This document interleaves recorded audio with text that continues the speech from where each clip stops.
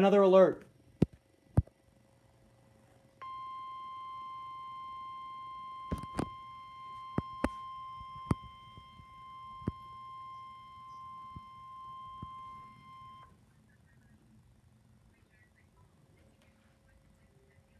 The National Weather Service in Chicago has issued a severe thunderstorm warning for east central LaSalle County in north central Illinois, southeastern KENDALL County in northeastern Illinois, GRUNDY County in northeastern Illinois, southwestern Will County in northeastern Illinois until 10:30 p.m.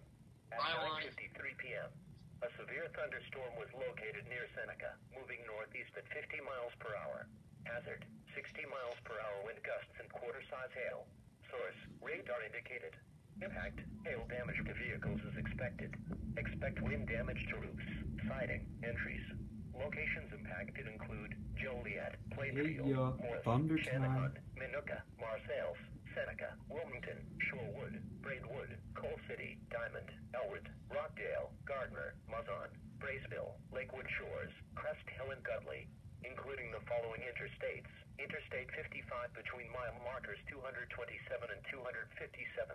Interstate 80 between mile markers 105 and 131.